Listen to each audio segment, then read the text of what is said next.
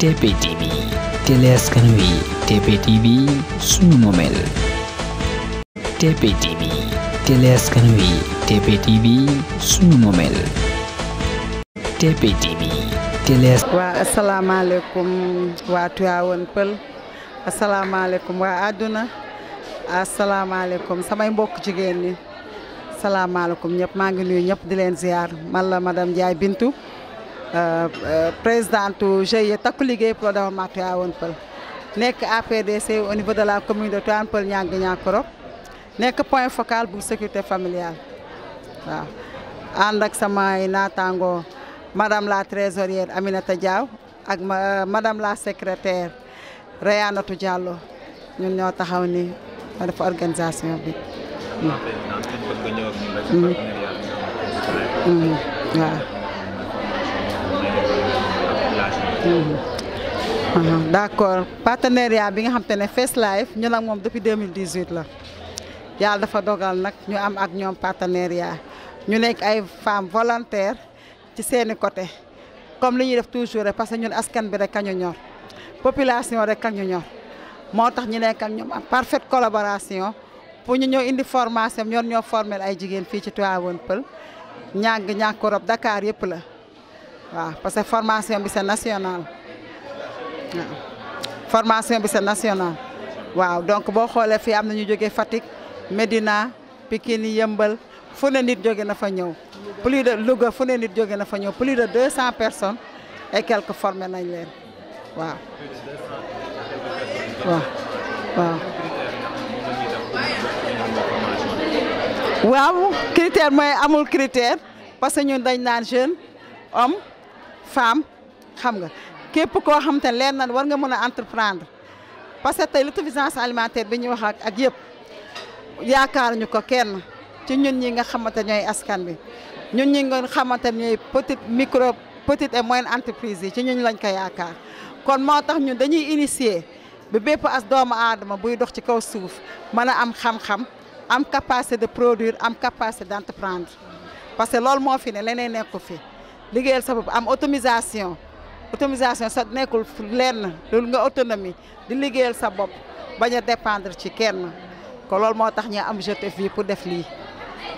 kenn koo leen ciblé maanaam dafa am ñoo xam ne ñoo jàng école am ñoo xam ne jàngul est-ce que am na maanaam ci formation. amu ci ku jàngul ku jàng boddiwuñu kenn bàyyiwuñu kenn bépp doomu aadama mën na cee bokk xale bu am fukki at sax bu bëggee mën na cee bokk bu xamee ni tey na xale moom kenn du ko lay liggéeyloo mais boo xasee am 18 ans war nga mën a bokk ci formation yi pour mën a am sa xam-xam mën a autonomie bañ a dépendre ci kenn ak ñi nga xam te ne danoo jàng ba seen jàng yàqu jàngatuñu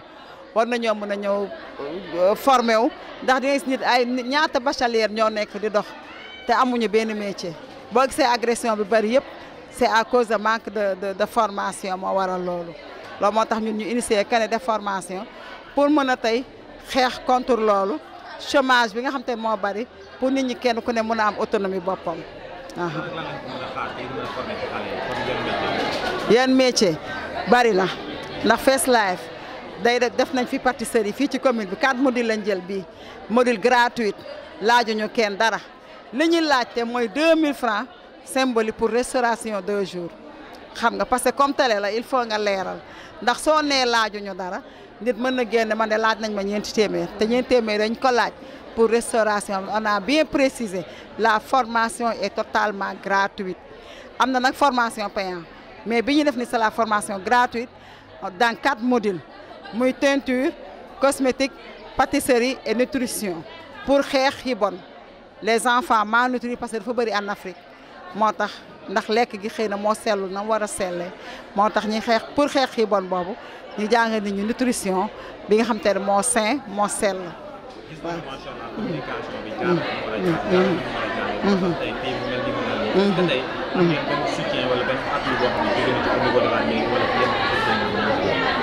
waaw vraiment macha allah dañ ciy cité ki nga xamante ne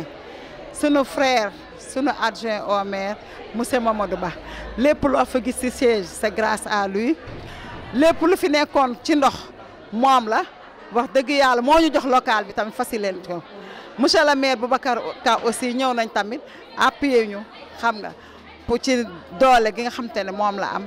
dooleel nañu tamit ndax nit ki tam mënoo joxe loo amul mais ñëw na ak dooleem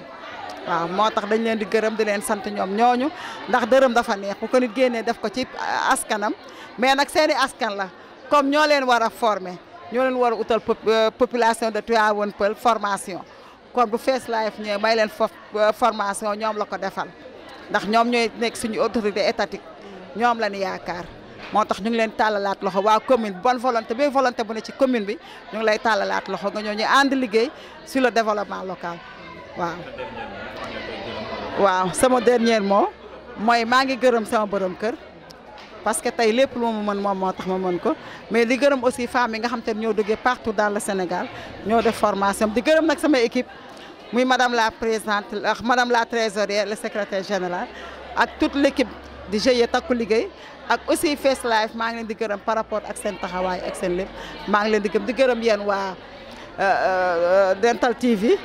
TP TV yéen ñi nga xam te ne yéen a def seen déplacement ñëw ba nga déggee annonce bi rek aussitôt da nga ma def audio te xëy na amaana xamante wuñu woon mais da nga ma ne damaa bëgg a ñëw couvrir jour parce que xam nga ni njëriñu Tivaouane Peulh nga te doomu Tivaouane Peulh nga boo gisee ñun seen association lañu ko tudd association pour le développement GIE Takku Liggéey pour le développement de Tivaouane Peulh aussi bi nga xam te ne tam ci biir association la meññ association ñu ko tudd association pour le développement de l'entreprise des habitants de Tivaouane Peulh kon lépp biir Tivaouane Peulh la aussi mais nag heureusement ba nga xam te ne xam nga slogan bi nga xamante ni moo ñu tax a jóg nga ñëw vraiment avec sa grande cœur ñëw envers ñu pour wooñu pour couverture lii te laajoo ñu ci dara donc loolu aussi dañ la siy remercier bu baax a baax en tant que DG commercial ñu ngi la ciy gërëm bu baax di la sant yàlla bu mu delloo doon suñu dernière gisee jërë. Je suis PDG de Face Life en collaboration avec le GIE qui nous a invités pour former ses membres et toute autre personne désirée à s'entreprendre. Et comme vous le savez, tout entrepreneuriat commence toujours par la formation, l'information. Donc nous sommes là pour apporter notre expertise dans certains domaines comme la teinture, la pâtisserie, et la transformation et la cosmétique.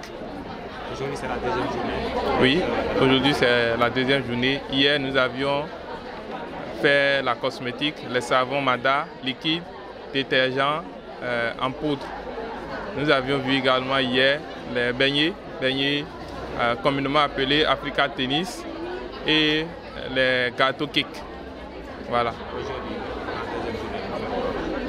Aujourd'hui, là, nous sommes en train de faire la teinture. Comment ils peuvent teinter, que ce soit des friperies, des basins, des tissus, et faire des motifs à travers ces basins, ces tissus ou ces t-shirts. Ajouter un de plus à ces friperies et les valoriser et pourquoi pas les commercialiser.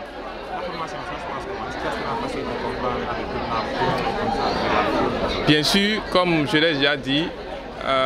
en entrepreneuriat, il faut d'abord la compétence. Quoi qu'en soit l'activité, il faut d'abord la compétence, la formation. Donc là, nous sommes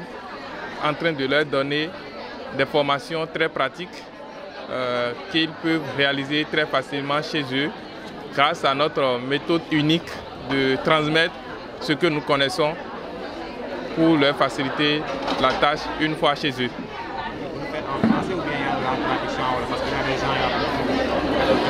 Donc la formation se passe en français et en wolof. Nous avons des traducteurs et nous avons identifié ceux qui ne comprennent pas le français qu'on a séparé des autres, et grâce à nos traducteurs, tout est traduit en temps réel pour eux. Tous les jours, vous êtes ici? Bon, tous les jours, c'est la première phase. Il y aura une deuxième phase qui va commencer le 20 prochain. Voilà, donc la première phase prend fin aujourd'hui. Le 20 prochain, il y aura une deuxième phase qui va durer encore 6 jours. Donc, toute personne qui n'est pas informée de la première phase peut nous rejoindre déjà dès la deuxième phase, le 20 prochain, Et il suffit simplement de contacter la présidente, Madame Bintou, pour plus d'informations. Mon dernier mot est que nous devons entreprendre, nous devons apprendre à faire quelque chose avec notre main. Quoi qu'en soit le diplôme que nous avons, diplôme académique, diplôme dans n'importe quel domaine, ce dont l'Afrique a besoin actuellement, c'est des connaissances pratiques. Et comme j'ai l'habitude de dire, si vous pouvez faire des petites choses avec vos doigts aujourd'hui, Dieu et la nature va certainement nous inspirer encore davantage pour que nous puissions faire encore de plus grandes choses. Pourquoi pas les fois à venir, nous allons apprendre à fabriquer des voitures, des téléphones. C'est bien possible comme ça se passe ailleurs. Donc j'invite tout le monde à apprendre, à se former, à s'informer. Celui qui a l'information a le pouvoir. Celui qui est bien formé peut mieux servir. Donc j'invite que ce soit la jeunesse, les adultes, que ce soit des fonctionnaires, il n'est jamais tard d'apprendre. Et c'est toujours bien d'avoir plusieurs sources de revenus que de se contenter sur une seule source de revenus. Donc même si vous avez déjà des sources de revenus, venez apprendre, ne cessez jamais d'apprendre. Ça peut vous aider à créer d'autres sources de revenus pour pouvoir mieux vous en sortir chaque fin du mois. Merci. TPTV, Télé Askan Wi, TPTV, sunu moomeel. TPTV, Télé Askan Wi, TPTV, sunu moomeel. TPTV, Télé Askan Wi, TPTV, sunu moomeel.